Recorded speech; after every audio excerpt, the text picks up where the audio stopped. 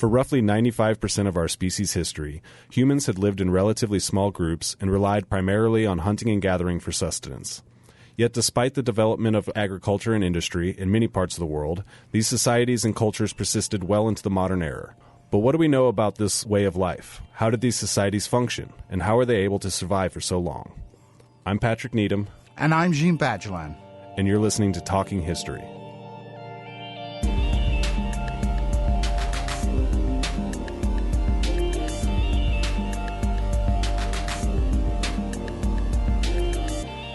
Joining us to answer these questions is Dr. Liz Sobel, an anthropologist based here at Missouri State University. Her research interests include archaeology and the ethnohistory of North America, with a focus on the Pacific Northwest and the Ozarks region.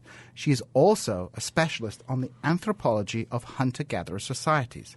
Dr. Sobel, welcome to Talking History. Hello, and thank you for having me here today. So I'd like to begin by asking you, exactly how do we define what a hunter-gatherer society is, and what kind of myths exist in the popular consciousness about these societies, and how do these myths obscure the historical realities? Okay, well, hunter-gatherers, which are also in anthropology referred to as foragers or foraging societies, rely mainly on non-domesticated plant and animal resources in their natural environment. So even if you're living in a contemporary industrial society, but you go out and do a lot of fishing and berry gathering and mushroom gathering and hunting, you're not a hunter-gatherer because you're not living and existing primarily in the natural environment of those resources. And so hunter-gatherers are not farmers.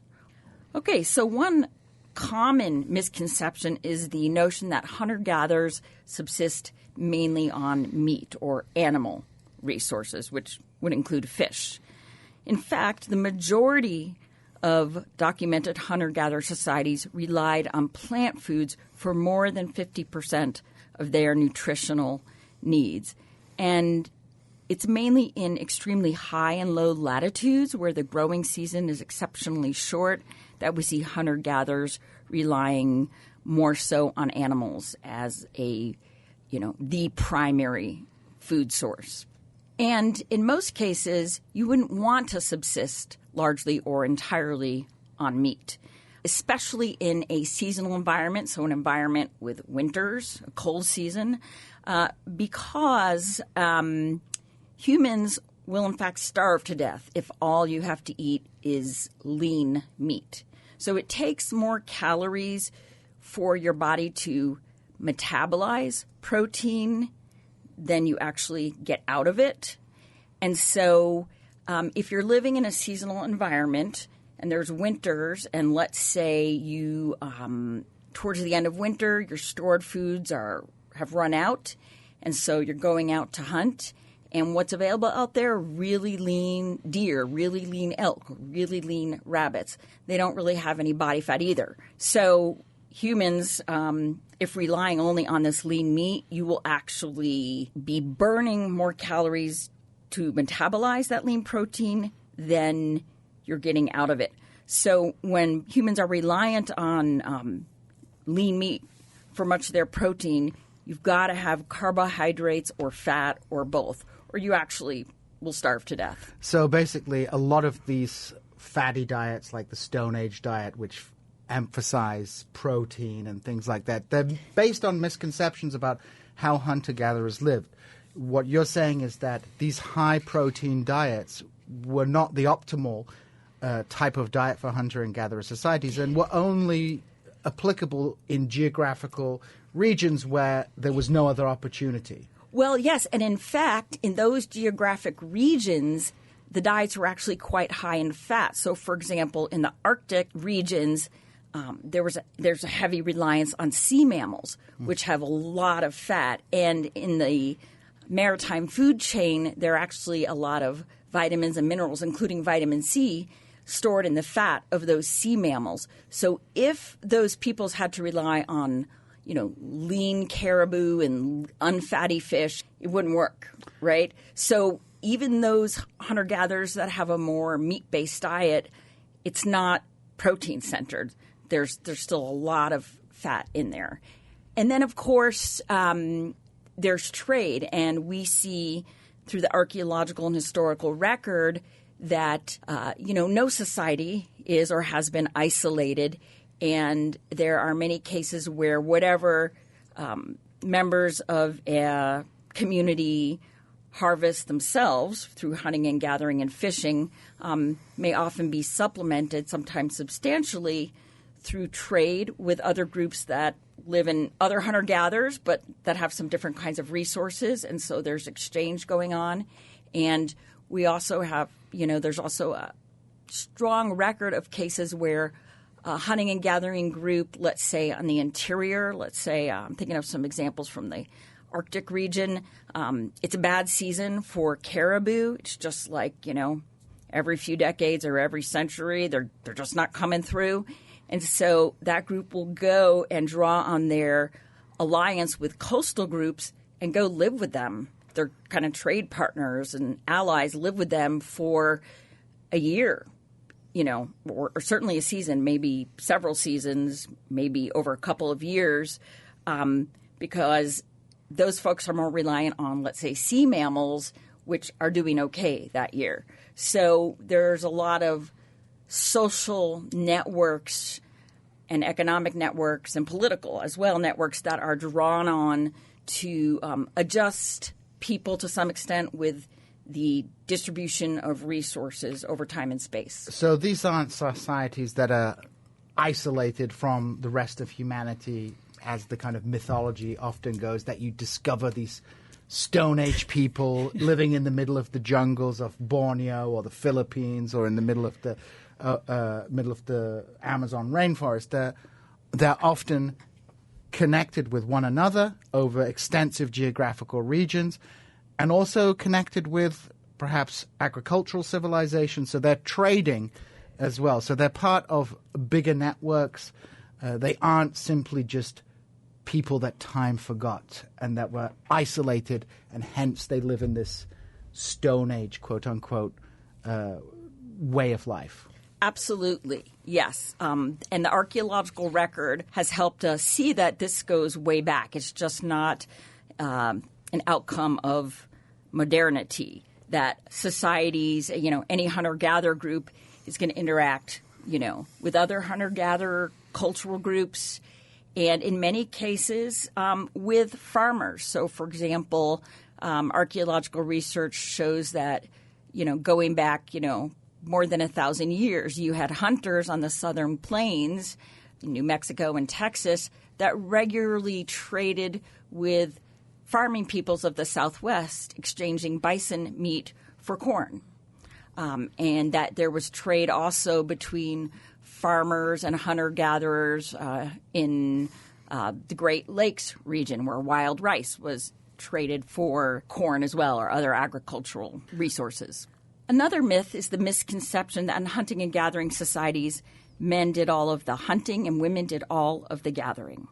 So it is true that women did most of the plant harvesting, but everybody did some of the plant harvesting, even if women did the bulk.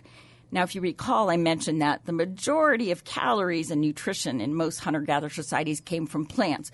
So basically, it's the women who are providing the staple foods and the stability, to the extent that women are, the dominant plant food gatherers. Now, when it comes to hunting, things are a little more complicated. In some hunter-gatherers, women did, in fact, do some of the hunting. Almost universally in hunting and gathering societies and horticultural societies, traditionally, there were taboos that precluded women's use of bows and arrows, and atlatls, which were ideal for regularly and successfully harvesting large animals.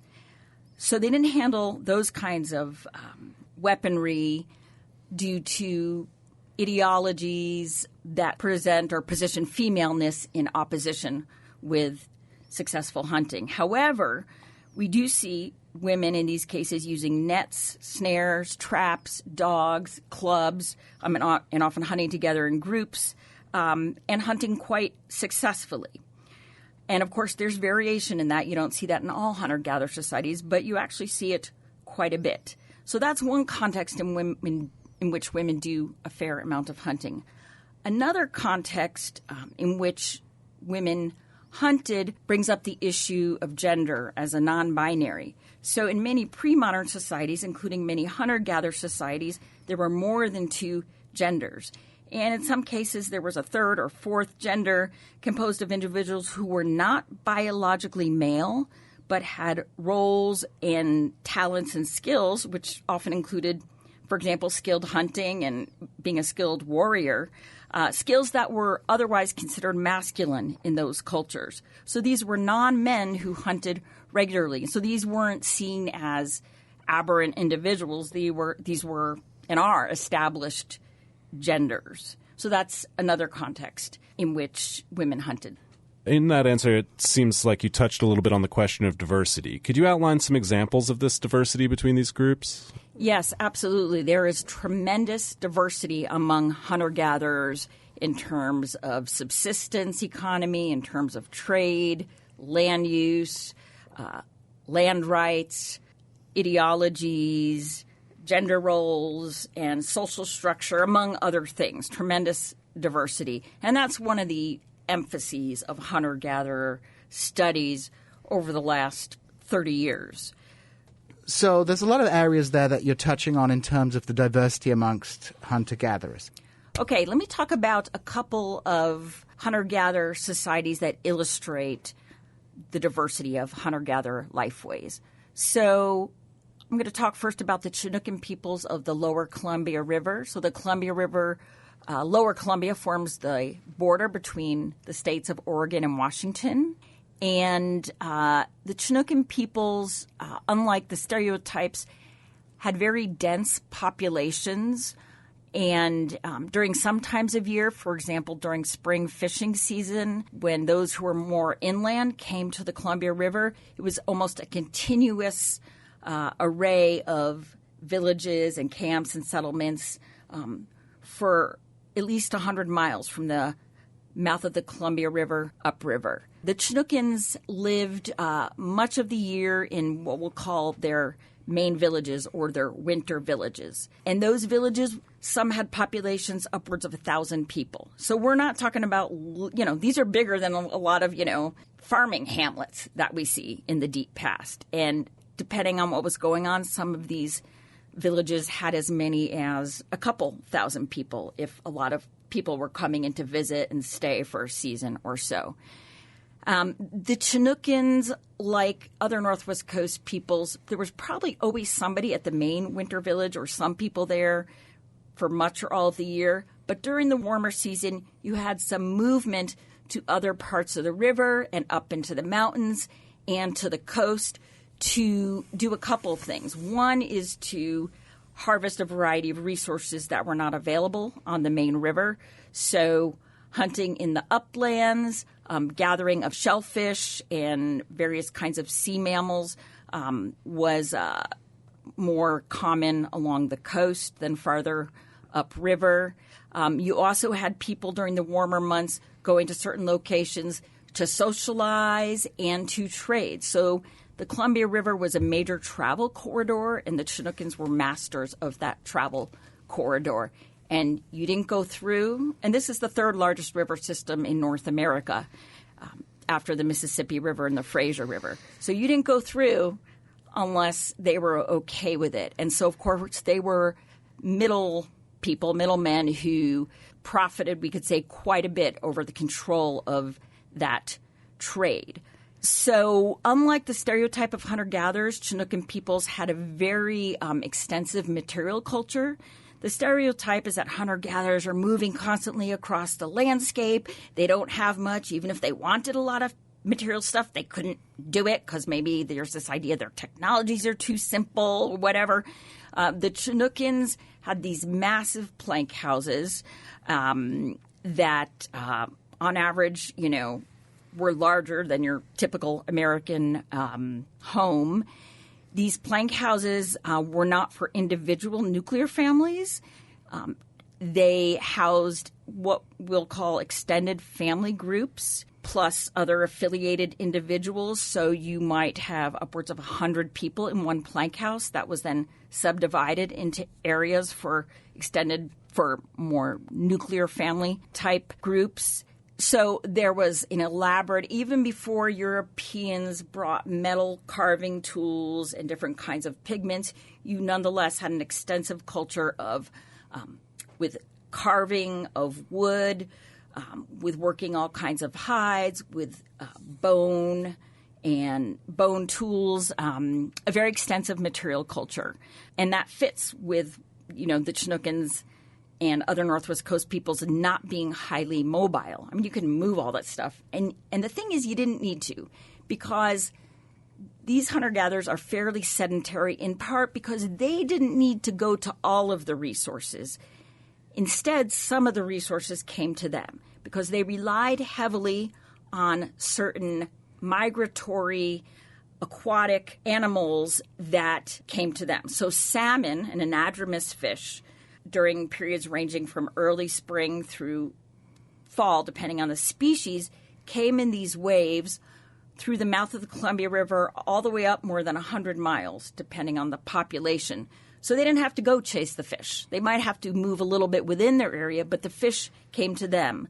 Likewise, they hunted a lot of sea mammals, and actually this river system was an estuary and harbored sea mammals for more than 100 miles up the river. So they had sea lions, and they had all kinds of seals. And not far away was the coast, where there were also whale, for example, massive fish, sturgeon also. So they didn't have to move a whole lot the way, for example, the Kung did. And I just want to mention one more thing about the Chinook. Like a lot of indigenous hunter-gatherers of California and up through, well, a lot of indigenous hunter-gatherers, period, but the Chinookans and other Northwest Coast peoples are particularly known for their management of natural resources. So they were not farmers, but they employed a variety of technologies, including intentional controlled burning, to manipulate the distribution of their plant and animal resources over time and space. So some hunter-gatherers on the Northwest Coast have what are being called clam gardens, basically, where they built these structures that basically were part of a system of managing shellfish resources. So what you're saying here is, with the example of the Chinook, they're a hunter-gatherer society, but they have a very sophisticated and diverse form of economic management of the land that they live in, that they are not the stereotype of a nomadic people traveling across the land in order to live off whatever they can find. They are settled people, and the particular geographical climate in the Pacific Northwest, the animals that live there, the plants, the food there, they're managing that kind of natural wealth in a way that they actually don't need agriculture to have this sophisticated society and these relatively dense populations, because through managing the land as opposed to agriculture, they're basically able to get the food that they need and the diversity of food that they need. That's right. But we do have this stereotype. You mentioned the Sand people. Yeah. The Sand people, I feel, probably quote-unquote fit the stereotype That's right. of what we think of as a hunter-gatherer society. Can you talk about those people? I believe they live in Namibia? Yes, so Namibia, parts of South Africa, Botswana. So the Sand-speaking peoples include a variety of subgroups, cultural groups, but traditionally they live in the Kalahari Desert. They had typically much smaller settlements than, say, the Chinook. Yes, the Sand fit the stereotype in that they're much more mobile than, say, the Chinookans. But unlike the stereotype, that mobility was based on tremendous knowledge and experience and skill, with a lot of purposeful and intentional movements. So even if Europeans who came to Namibia and encountered these people, they saw them as primitive savages, and the image of this kind of loincloth wearing hunter-gatherer kind of emerges out of this. But that's really a misunderstanding of how sophisticated these societies were. The Europeans just didn't have a knowledge of how well these people knew the land, that they were living in that land based on a lot of knowledge, and in a way that uses that land optimally. That's right. And some of this bias that frequent movement of non-farming peoples without a lot of material stuff, this bias that means some sort of less cultured, less human, basically, quality is based on the misconception that a technology consists only of its material components.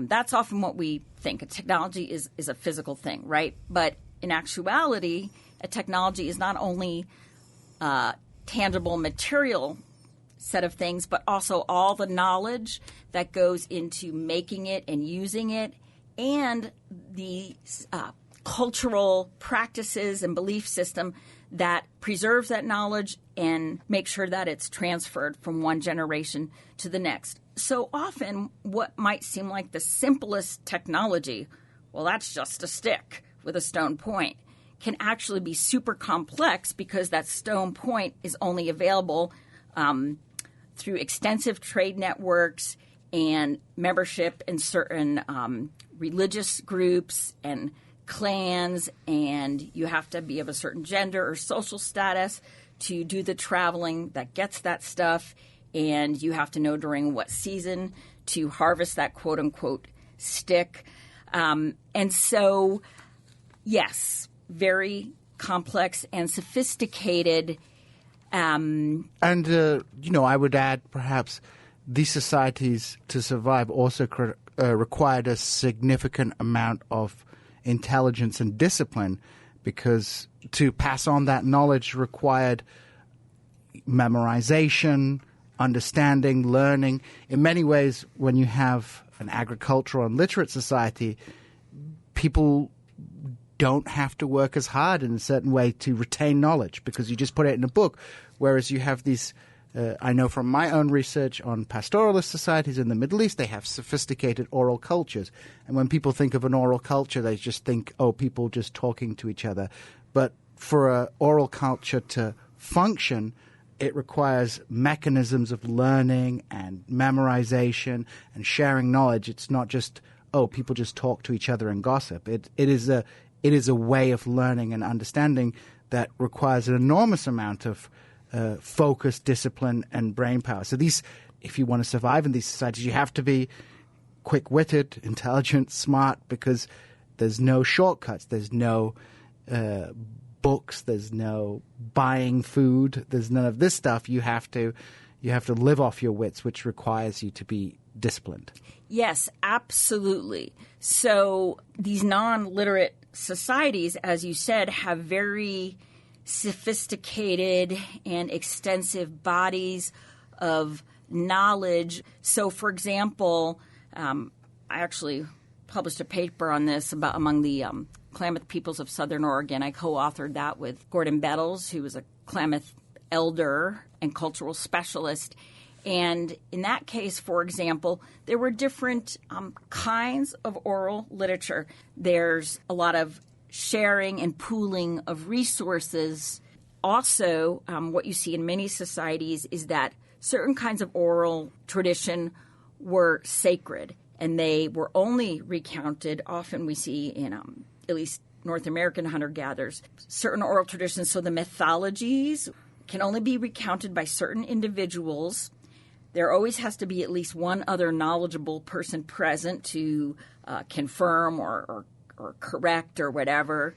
And you can't just tell these, recount these narratives any place, anywhere, right? Because then a lot of variations could be introduced. And then you may not have this knowledge being passed on. Instead, it has to be at night, and it has to be in the winter, and it has to be under these, embedded maybe sometimes in these other rituals. So absolutely, you had these oral bodies of knowledge being maintained, but then also shifting to adjust to changes in conditions, critical survival. And also, unlike many agricultural societies, there was often less extensive specialization. So I think in some ways, hunter-gatherer survival knowledge, including technical knowledge, was more complex because you often had to know about a much greater array of things, right? You weren't just the metal worker who made the steel plows, and then your household economy relied on just producing that and selling that to farmers. No, you had to know something about hunting and gathering and fishing and reading the landscape and seasonal change, and some skill as a trader, etc. That's fascinating because it reveals a kind of almost a contradiction, because in a settled civilization you can have this complex division of labor, which means you can develop technology in new ways. You can have individuals who spend their whole lives working on one thing and become very good at that. But in hunter-gatherer societies, what I'm gathering from what you're telling me here, although these societies may not, let's say, advance in particular technologies as rapidly as settled societies, that's because everybody is specializing as individuals in these societies in a lot of different things, which makes them kind of like the Swiss Army knife of humans, because they can do a lot of different things. Whereas in a settled society, on a societal level, you might have, let's say, greater technological development because of this division of labor. But on an individual level, these people are maybe only specialized in one thing and not have the broader knowledge that a hunter and gatherer might have. So, yeah, a couple things in response to that. One is, yes, but you definitely had individuals within hunter-gatherer societies who had more skill and knowledge and were regarded as leaders. So somebody regarded, had more skill, when it comes to trade. Other people with hunting, other people with combat, other people with gathering weaving materials, other people with medicinal treatments or healing. So you had specializations, but it's true, they were not as extreme. Now, I wouldn't label it a difference in technological development, because that sort of would suggest there's more and less civilized, which, and I wouldn't consider that there are differences in technological advancement, just because of what we're talking about. There are differences in diversity in technologies, but again, there's variation. But I don't think we can regard it as differences in advancement, because some of the technologies that we see in our pre-modern agriculture societies wouldn't necessarily have been advantageous to hunter-gatherers, so would not have been a advance. Given these significant differences, can you talk a little bit more about how these differences played out in terms of social structure and cultures of these societies, maybe using the San and the Chinookan cultures from your earlier example? Yes. So, first of all, no society is entirely egalitarian. Hunter-gatherers are often stereotyped along the lines of the San, which are seen as, not having institutionalized social inequalities. Now, all known societies do have institutionalized inequalities based on age and gender. So there's certain things as a juvenile, right, that certain rights and responsibilities you don't have as a juvenile, but you do have as an adult. And certain rights and responsibilities do and don't have as a man, and do and don't have as a woman, and do or don't have as, a third, fourth, etc. gender. But age and gender-based differences aside, many hunter-gatherers were highly egalitarian in that there were not other institutionalized status differences, and there were not inherited positions of permanent leadership. So let's talk about the San peoples. There were individuals who were leaders in, let's say, raiding, but they were leaders because they earned those things. They achieved those things. Other individuals would follow them and listen to them because they regarded them as skilled, knowledgeable, effective. But once you stop being effective in that way, you're not that leader anymore.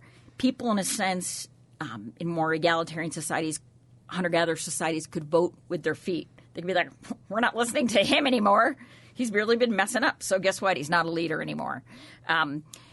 Same with plant harvesting techniques or hide working techniques or managing disputes, right? So you had you never had one individual who was in charge of everything.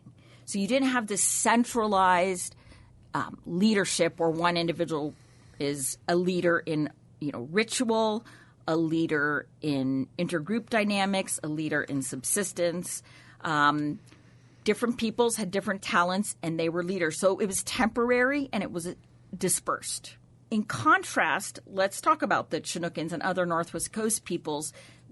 They are especially well known in anthropology because while they are hunter-gatherers, they had institutionalized social ranking and social stratification, which are social classes.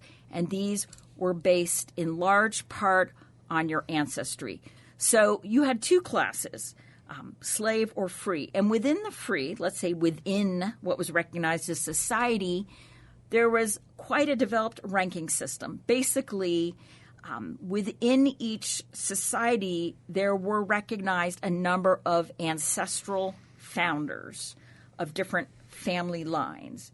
And everybody could trace through their mother or their father or both descent from one of those real or theoretical ancestral founders. Because it might be Raven, but it might also instead be a real person, a person who actually lived. But either way, an ancestor who, and the more closely you are descended from them, the higher your rank. So much like in, European, aristocracies, right? So if you're the oldest son of the oldest son of the oldest son of the oldest son of the lineage founder, then you are higher ranking.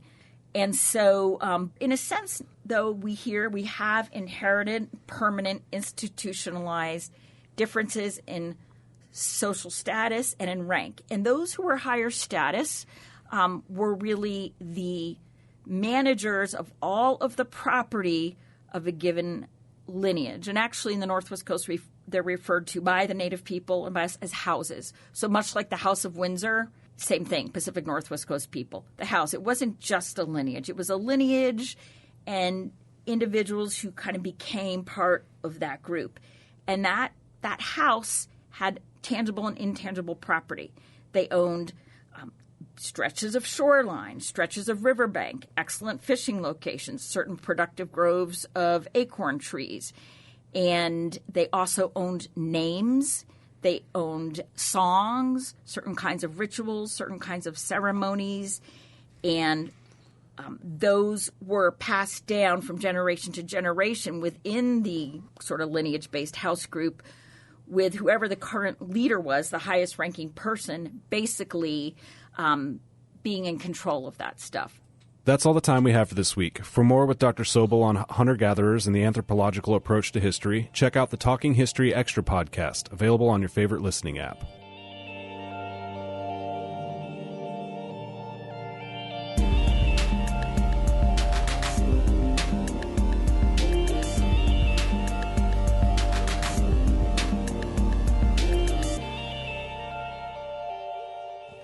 Hello, everybody, and welcome back to Talking History. And we're now going into the Talking History Extra segment, where we'll be continuing our conversation with Liz Sobel about hunter-gatherer societies. In the main show, we talked about some of the myths about hunter-gatherer societies and the diversity of these societies. How you had some societies that were settled or semi-nomadic, that had complex social hierarchies, and others that were more egalitarian, more nomadic, and had their own specific technologies and cultures which reflected their societies. However, I want to ask with the rise of agriculture, 12,000 years ago, human society entered this new phase of development. For example, agriculture allowed for a greater population growth, a new form of division of labor. There were new incentives to develop different types of technology to deal with an agrarian civilization. And then, of course, you have the formation of cities, states, empires, and very complicated divisions of labor and social hierarchies and status and things like that. And, of course, these societies also developed very powerful military technologies and, perhaps even more important, this logistical technologies that allowed them to move people, resources, men around the place. Yet despite this, despite the population advantage that these settled civilizations had, despite the military technological advantages that these societies had, hunter and gatherer societies survived well into the early modern period as the dominant groups in many parts of the world. Australia, parts of North America, parts of South America, parts of Africa, Siberia, East Asia. You have these groups all over the place long after agriculture has been developed. So yeah, we have these communities surviving well into the early modern period, and of course some of these groups still survive today. But it's really only in the 19th century that we see, a massive elimination of these societies. So can you talk about how and perhaps why these societies survived after the rise of agriculture? Because I think a lot of people have a kind of quote-unquote progressive, small b, p progressive notion of history where, humanity has gone from hunter-gatherer societies to agriculture to industry, and we've had this linear progression in society. But if we look at actual world history, we see hunter-gatherer societies being extremely important in the 16th, 17th, 18th century. So can you perhaps explain why these societies might have survived? Yes. So a couple of considerations here. So first of all, as you point out, Western social theorists long had this idea that all of humans were somewhere on this linear progression from hunter-gatherers to which basically the kinds of peoples that Europeans were colonizing, that was sort of at the bottom, especially hunter-gatherers. And then this idea was that they were evolving culturally and progressing to the top of this hierarchy, to the ideal, which of course was just like themselves. Why? What's the ideal? What's everybody progressing towards? Why? It must be us. It must be, this European society. And so part and parcel of that notion is the idea that some peoples can actually have less culture, in a way be subhuman, others be more culture, inferior to superior, worse to better. But we know, and this kind of comes in with anthropology, this that using the cultural relativity perspective, that there's variation, but there's no such thing as inferior and superior cultures, and all human societies were not necessarily destined to adapt to agriculture. So with that in mind, first of all, maybe instead of asking how and why did hunter-gatherer societies persist, especially once they knew about agriculture and were in contact with farmers and trading with them, maybe a better question would be like, why wouldn't you stay a hunter-gatherer? Because archaeology, ethnohistory show us that in many cases, pre-modern hunter-gatherers had better quality of life and longer lives than pre-modern farmers. Generally, we see that in a given area, when you compare the hunting and gathering peoples to their descendants or the subsequent population that became farmers, we see that the hunter-gatherers generally had longer lifespans, suffered less nutritional stress, didn't have to work as hard, didn't have as much arthritis, for example. did not have as much epidemic disease, partly because they weren't living in these concentrated areas, and they didn't have all these domesticated animals, so they didn't have all these zoonotic diseases such as, the flu, the common cold, pneumonia, syphilis, chickenpox, measles, right? Also, hunter-gatherers had much more diverse diets, right? Farmers tend to or kind of have to zero in on maximizing just a few resources, mainly carbohydrates. And hunter-gatherers, a lot of them probably had a little more leisure time, and they had more, generally, not all, but social equality, including among men and women. So from that perspective, why would anybody want to be a farmer? And so one thing that archaeologists have found in exploring this issue for more than a century, many agree that people really only become farmers when they have to, because of increased population densities that require them to basically produce more calories per acre. And farming will often allow you to generate more calories per acre, but the quality of the calories was not as good.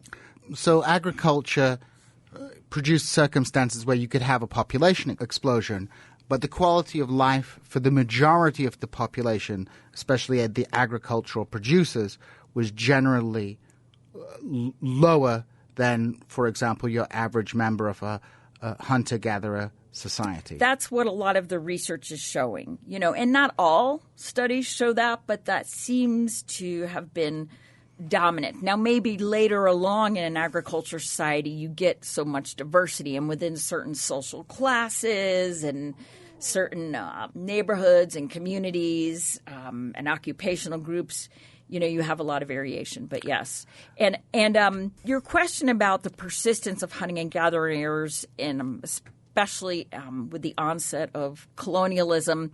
So the hunter-gatherers we know the most about are the ones who lived in or receded to areas that agriculturalists and European colonizers were not so interested in. They considered them marginal. They weren't, they didn't seem, those places didn't seem to have the resources that the colonizers or the agriculturalists wanted, or they didn't have a technology for extracting those resources initially. So deserts, Arctic areas, in particular, and tropical, jungle areas. This is where the hunter-gatherers mostly were by the time you had historians, anthropologists, travelers, et cetera, documenting. So to some extent, hunter-gatherers survived in part, in some cases, by receding, in the areas that weren't so much sought by other groups. And in addition, a lot of agricultural societies, including ancient nation states, didn't want to dominate or destroy hunter-gatherer lifeways because hunter-gatherers were advantageous to them, because we see this through a lot of the globe that trade with hunter-gatherers was important. So you have, for example, in South America, hunting and gathering groups that supplied tropical bird feathers and often jaguar skins and other kinds of resources that weren't necessarily readily available to the elites within those nation states. So, like, the Aztecs are a settled empire, and they're a conquest state, but they have a vested interest in maintaining a hunter-gatherer population within their sphere of influence, precisely because that hunter-gatherer population is providing resources that they want. I mean, would you say there's a parallel to that with the fur trade in North America?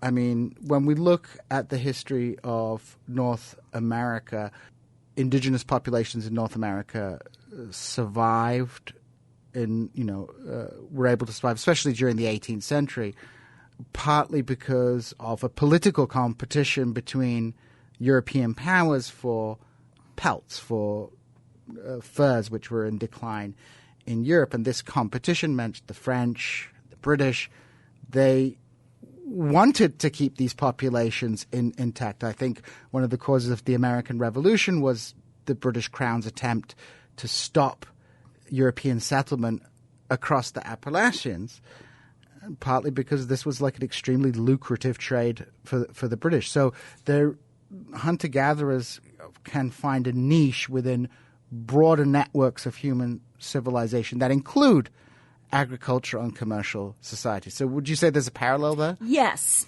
certainly. And with the fur trade, definitely. And during the early fur trade period, in fact, during much of the fur trade period, there were related changes in hunter-gatherer societies, but that did not result in eradication of native societies because, as you say, there was aspects of hunting and gathering that were advantageous to these other groups. And initially with the fur trade, right, often the Europeans that came in were the ones at the disadvantage. Often the indigenous people were like, this is another group. Okay, we can integrate them into our trade network, our social networks, our kinship networks, marriages, for example. Would happen between indigenous people and fur traders. Although on the native side, those may have been regarded, as these are going to be lifelong relationships, and the Europeans didn't always, enter these marital arrangements and kin relationships with that intention. But the massive and insatiable demand for furs combined with rapid depopulation of native peoples from introduced diseases, there was a real power imbalance, not initially, but later on. And then also you have like near extermination of certain fur-bearing animals. And so it wasn't sustainable over the long term. Whereas when we look at, pre-modern nation states that had exchange relationships with hunter-gatherers, these were often much more sustainable. Right. So there's a parallel with the fur trade to a certain extent, but only for a specific historical period and for various economic and perhaps also political factors, as well as, I suppose, biological factors because of the diseases.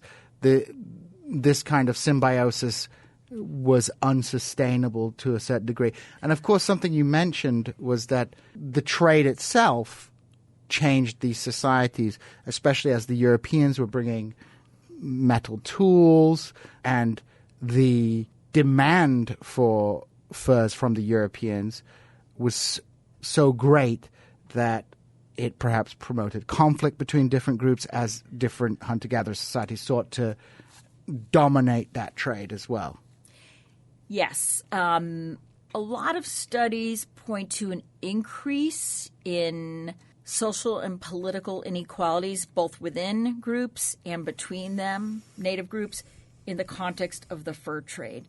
So you had certain individuals and their communities and kin groups often dominating the trade between the natives in that area, or manipulating it, controlling it, sort of being the point of contact with the Europeans, in part because the Europeans are like, who's the chief? I want the one person to deal with. And so you kind of have, in the context of the fur trade in European exploration, you get this emergence of, in some cases, a quote-unquote chief within a whole region where there had never been such a thing before. Before that, even in the Pacific Northwest, in Chinookins, each village was politically autonomous. You could even say each house group, which might be a few hundred people, was politically autonomous. But then you start to get these hierarchies, settlement hierarchies. And there's been archaeology and historical research that shows, especially among the Tsimshian people in the British Columbia coast, for example, of the formation of what we'd call chiefdoms, where you had one settlement and its leader that were basically seen as by other natives as having legitimate authority and coercive power over lower level settlements. So yes, you would have shifts that could include more conflict and increases in centralization and hierarchy within some native communities.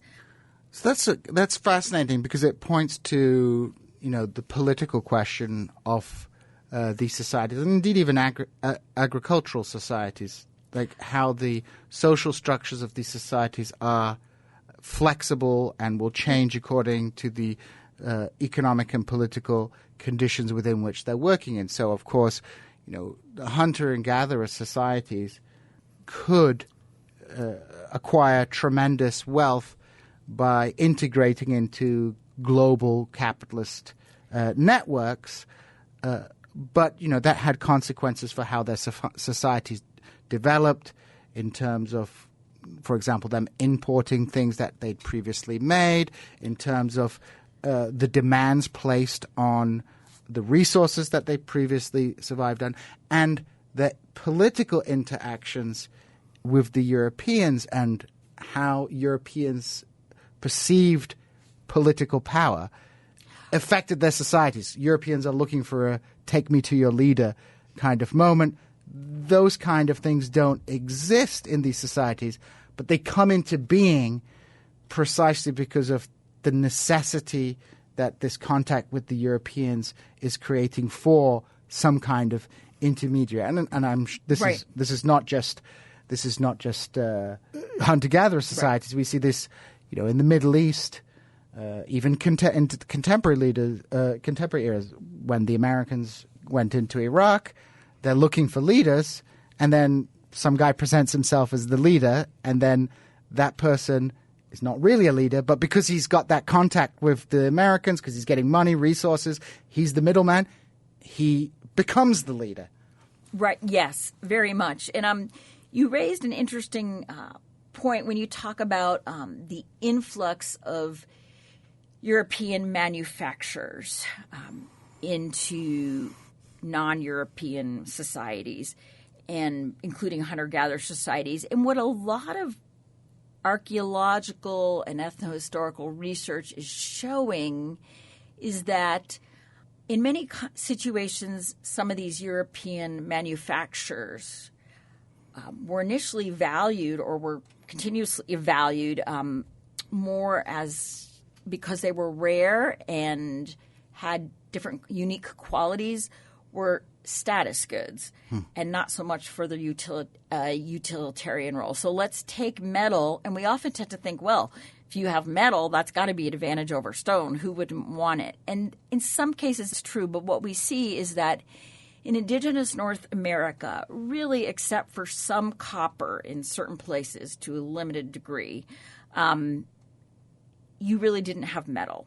And there was really no material that these hunter-gatherers, let's say in North America or in Aboriginal Australia, let's say, these hunting-gathering peoples otherwise had access to. Nothing with that shine, nothing that could make those sounds, nothing that could be recycled and reused, remelted, rehammered to some extent, and nothing that could, also, like, at the same time also be an ornament.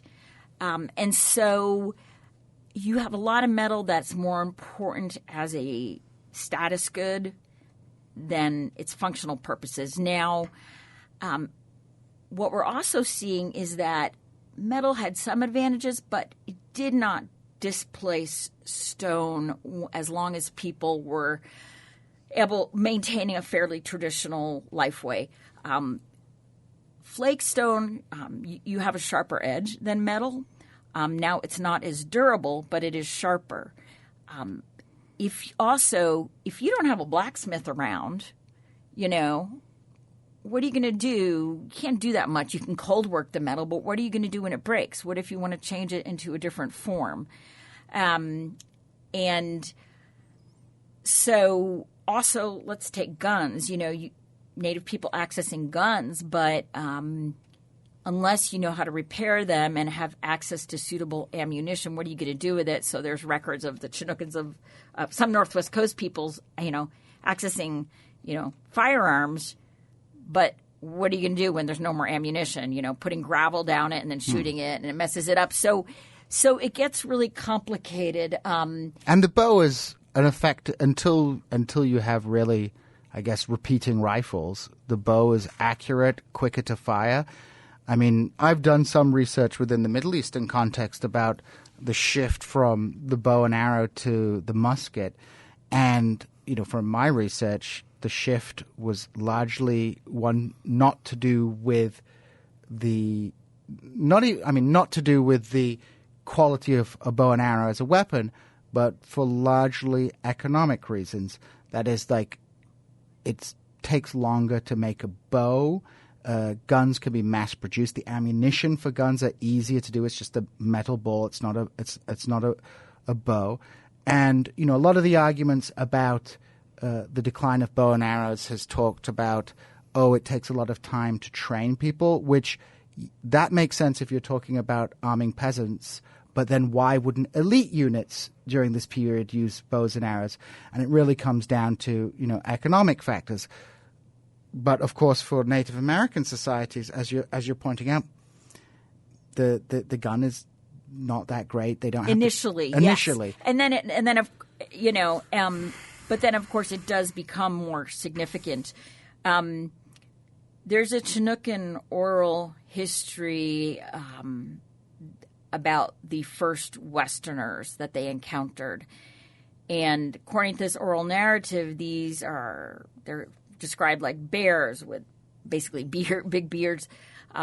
That arrive on the coast on this drift wreckage. And we do know that Spanish and Japanese, for example, watercraft would sometimes get wrecked and wash up on the coast of Oregon, Washington, Alaska, drift iron also. So this oral tradition is like, well, we burned down their vessel once we, scavenged the metal, and we killed everybody except for the guy who could make metal, basically. Because that in many pre-modern societies, the ability to create and transform and that knowledge is linked with the supernatural and creation narratives, sacred in a sense. There's a lot of research on how hunter-gatherers and other indigenous peoples in the context of early interaction with Europeans would be interested in some European trade goods or manufacturers, but not others. So we see that Chinookans are like, Lewis and Clark spent more time with the Lower Columbia peoples than anybody else, and they spent a whole winter there. And they'd come with all these trade beads, and the natives were like, really just interested in, the blue ones. They're like, what? We bought all these white beads. And he's like, sorry, our worldview, don't need that. So, and then also we see indigenous people really often using and modifying introduced goods in ways that fit in with the indigenous cosmology worldview. It's like, really, you use that as an ornament? We're going to use it as a currency, or vice versa. I think it's important to recognize, these societies were not always impressed with European technology because it didn't have any relevance to them. The technologies that were interesting to these people were those which would assist in their existing way of life. So with pastoral people in the Middle East, they didn't really care about, a lot of European technologies, but there were two technologies they liked: rifles and binoculars. Ah, okay. Because those were things that were useful to their traditional way of life, that enhanced what they already did. So, these people aren't, we hate technology because technology is bad, or we don't like your trade goods because they're terrible. This is completely irrelevant to us. Why are you trying to get our valuable resources for this trash? Right. Yes, absolutely. And, I want to return for a minute to your question about hunter-gatherer persistence. And you had mentioned flexibility, and that is certainly a characteristic that hunting and gathering peoples had by relying on a diversity of resources over a broad area that an individual over the course of their lifetime would revisit certain places every year, every fishing season here, every hunting season there, in the mountains, in the lowland. They can be argued that there was certain flexibility that facilitated adaptation to that enabled survival in the face of other groups that maybe sought to dominate or displace them. Also, I will add that compared to agricultural and, of course, industrial societies, hunter-gatherer societies, while they could and did impact their natural environment, and as I mentioned before, use tools such as fire and intentional burning to manage their landscapes, they certainly did not alter and degrade natural resources to the same extent. So you have pre-modern farmers that would deforest areas and, reduce, destroy the soil, so that they basically weren't as sustainable. Whereas hunter-gatherers' lifeways, for a variety of reasons, over the course of generations and centuries and millennia, really were much more sustainable. So that also contributed to long-term survival and persistence of a hunting and gathering lifeway. So let's move, let's say, to the 19th and 20th century. So in the 19th and 20th century, we have the rise of industrial civilization, and that has implications for agriculture. It means agriculture is now possible in regions of the world which it hadn't been possible for. It now becomes easier to deploy military power across the world, to project military power. The military advantage of industrial civilization over hunter-gatherer civilizations are magnitudes of order higher than the advantage that a pre-modern agricultural civilization would have. So you have this rapid destruction of hunter-gatherer societies in North America, perhaps most dramatically in Australia, where it was a dominant way of life across much of the continent. And then, of course, even in places where in Europe where hunter-gathering continued, like in Lapland, we see very harsh attacks. The Sami people, yes. Yeah, harsh attacks on the Sami people during this period. An even greater destruction of the peoples of Siberia during this period. And although hunter-gathering continues to exist in certain parts of the world today, and even in parts of the world, people, when fleeing political persecution, like in the Philippines, might even go back to hunter-gathering to a certain degree. That's right. In conditions. There has been a qualitative change in the last 200 years. And so we have a lot of people groups, especially in North America, peoples that you have studied, the Chinook, who are descendants of hunter and gathering people. And they might perhaps continue some traditions of hunter and gathering, but they are in effect kind of integrated into our modern industrial civilization to a greater or lesser extent.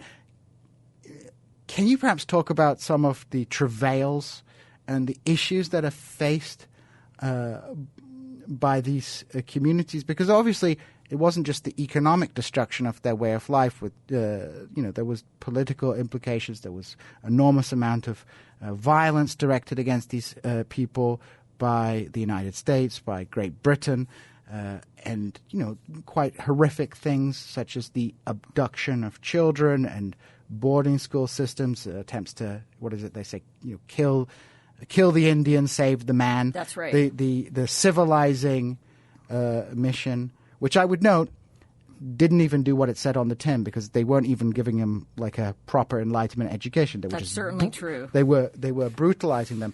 And ironically, even today, you have, for quite different reasons, I know in Canada, you often have the child protection services, taking native children away. But this time it's because, these native people have lost their traditional culture because of colonialism, and so they don't know how to look after their children, so we have to help them. So you have a kind of, I don't like to use the fancy word, the quote-unquote, the woke colonialism now, where it's we're doing it because their traditional culture has been destroyed and we feel so sorry for them.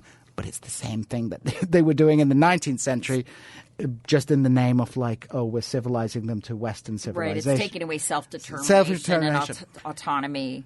So you've worked closely with the Chinook people, and as an academic, as a non-indigenous person, it's a difficult tightrope to walk, to have respect for those cultures, but not also to go into a kind of lazy standpoint epistemology where it's like, oh, anything they tell me must be the truth about the society. How do you manage that, and how do the current political questions surrounding the fate of these hunter-gatherer societies, how does it affect that research? So that's a whole set of excellent questions. Up into the present, people with a hunting and gathering heritage are still very much hunter-gatherers. They may work as a pilot, and I'm thinking of people I know. They might be as an attorney. They might be a school teacher. They might be a real estate agent. They might be mostly a stay-at-home mom. They might be an academic. However, there are still not just individuals but communities, ethnic groups, which remain strong, vibrant communities that maintain social ties, religious beliefs, language, some use of indigenous language, and there's a lot of revitalization going on as well. And in particular, ties to the landscape in ways that are linked with their particular hunting and gathering lifeway. So, for example, with hunter-gatherers, a lot of current and historical political struggles have been about maintaining rights to hunt, fish, or gather traditional, non-domesticated plant or animal resources in their traditional places with their traditional technologies. So would be an example of that be, let's say, the conflict over whaling? Yes. So that's one of a well-known and important example where the Makah peoples, our Northwest Coast peoples, many qualities like the Chinooks that I talked about, and whaling was a significant part of their not only way of getting food, but they exchanged, and there's been lots of archaeology into this, exchanged whale products, including whale bone. Whaling was tied to the social structure where certain families were more involved in whaling than others, and individuals' status within the lineage group, house group, and community involved certain rights and responsibilities in terms of whaling. The technology, right? Of course, there was a whole whaling technology. Their art that has continued through the present has all kinds of symbols and forms that are linked with whaling and represent whaling and whales. Their origin narratives include whales, their songs, their oral narratives that we talk about, and these are things that are still around. So the Makah Nation voluntarily gave up whaling due to endangered whale populations in the early 20th century. In the latter 20th century, they began working with the U.S. government, different resource management agencies, to develop a whaling plan that would allow them to start whaling again, just at a very low level. And actually, an indigenous Siberian group gave up part of their allocation that had been, decided or managed at a global scale through an international entity, gave up some of their allocation so that the Makah could do some whaling and there would be no increase in the overall intake. And there was really a cultural renaissance for the Makah with individuals training and rowing and more canoe making and relearning, or more individuals getting involved in certain traditional Makah activities. And when the Makah, under those conditions, successfully hunted just one whale, and the whole time leading up to it, there was support, but there was a huge protest at all levels, which a lot of it came down to racism. I mean, people had bumper stickers that said, "Save a whale, spear a Makah." There were bomb threats to the Makah Nation tribal school. And in particular, one thing I want to point out that has broader implications, there were a lot of letters to the editor and all these kind of things you saw, especially in the newspapers, of people saying, "Hey, you guys said you wanted to reinvigorate a tradition. Well, then how come you're using sonar? How come there's motorboats involved? How come there's a firearm involved? You should be using your traditional technology. If you're not going to do that, then it's not traditional." So this gets back to this notion that technology consists, and a traditional technology would consist only of a particular tangible physical object. In fact, the technology is all the knowledge and its role in the bigger society and culture. So no culture is static. No hunter-gatherer cultures were or are static.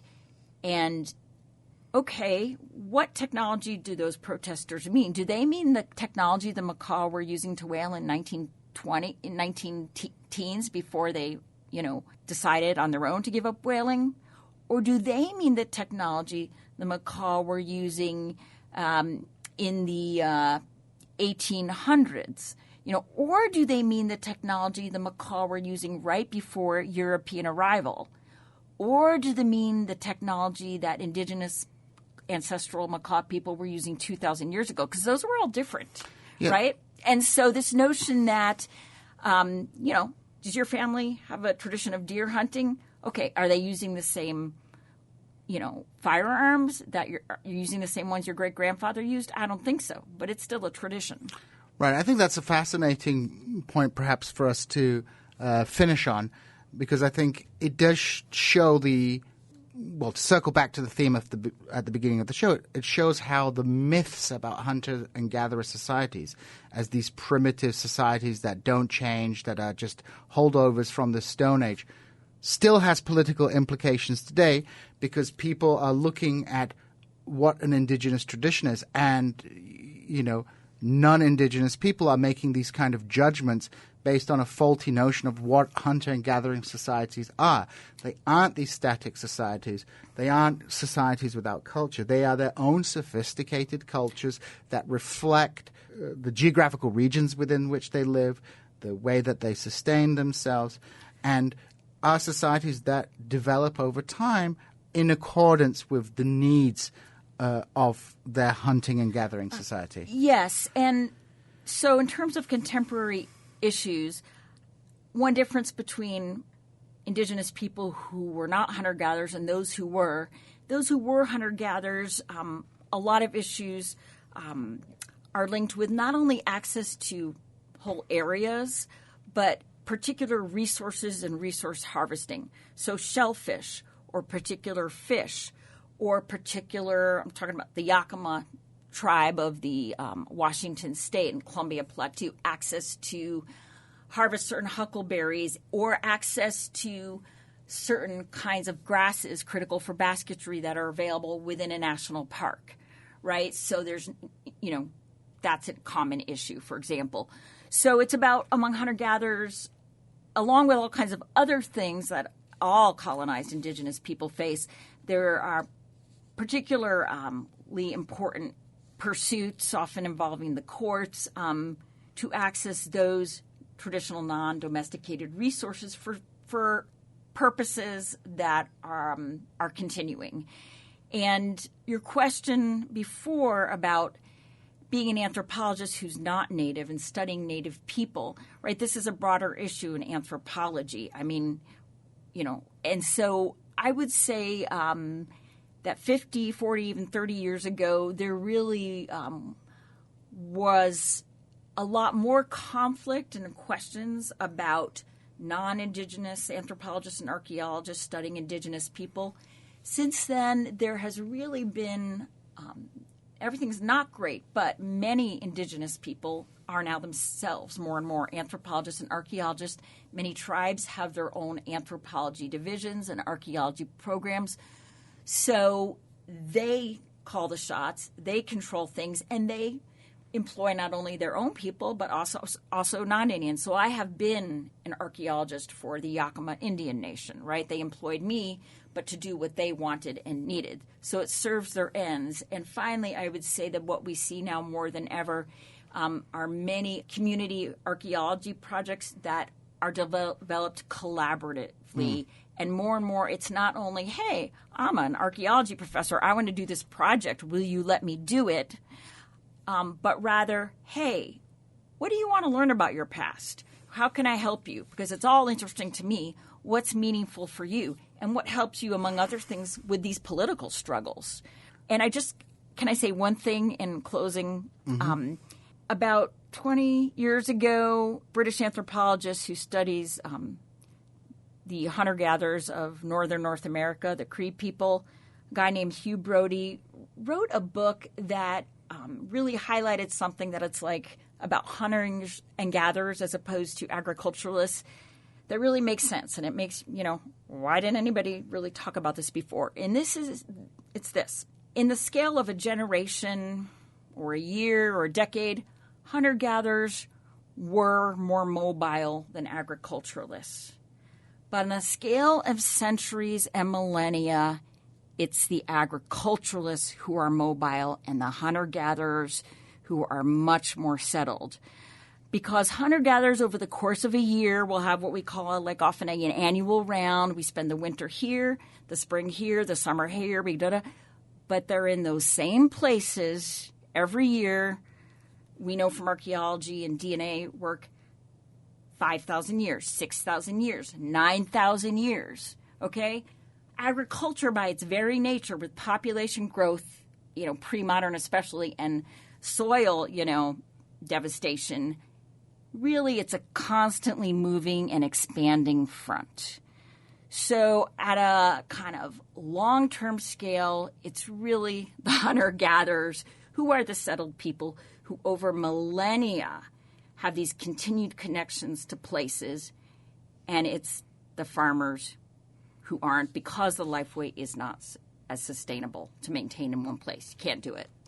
Well, that's fascinating, and it's been a fascinating topic to talk about. I also especially like the fact that, nowadays a lot of Native American anthropology and archaeology is done not in the service of Western academia studying the savages, but rather in this way where you as a Western-trained academic, and I think there's a lot to be said for, quote-unquote, the Western tradition of academic study, but putting those skills to use, not to study a people in order to rule them, but in order to do what that people wants to be done and what they want to learn about.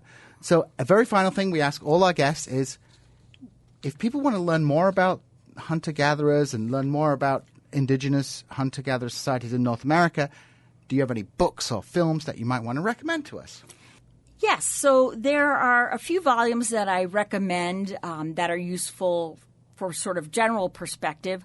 One of those is the Cambridge Encyclopedia of Hunter-Gatherers, published in 2004, edited by Lee and Daly. And it has, entries written by experts basically on a variety of topics and a wide variety of hunter-gatherer cultural groups from the past up through the present, including contemporary issues from around the globe. And that's useful for looking at this diversity as well as gaining factual knowledge. Another book that really emphasizes understanding the diversity of hunter-gatherer lifeways is Robert Kelly's book called The Lifeways of Hunter-Gatherers, The Foraging Spectrum, and that was revised in 2013. In terms of archaeology, and particularly the area where I work, the Northwest Coast, I think a useful book is Madonna Moss's 2011 book called The Northwest Coast, Archaeology is Deep History. And then in addition to those things, there are many ethnographies out there written by cultural anthropologists who spend intensive time with one particular group. And there are a lot of fascinating ones. They all have their own biases that reflect the particular writer's perspective and what was going on in the discipline of anthropology at the time. But there are quite a few out there. And then I also recommend some films, some recent films, two of them in particular that were written and directed and acted by indigenous people. And these films really, more than anything else, focus on indigenous worldview, belief systems, and value systems. Probably my favorite is 10 Canoes, a 2006 Australian film. And it is very much tells you a lot about indigenous belief systems. It's also very funny. So this film really, does not do othering because the people producing it versus the people being represented are not others to each other. They are the same. And it's also got a lot of great humor in it. And another one I recommend is the 2001 film Atanarjuat, The Fast Runner, directed by an Inuit filmmaker, Zacharias Kunuk. And it represents mythology, a myth or a deep narrative of this particular Inuit group. Well, those are some great recommendations, and they will be in the description of the episode. And again, I want to thank you, Dr. Liz Sobel, for coming in today to Talking History and sticking around for Talking History Extra. I'm Djene Bajalan, and see you on the flip side. Thank you.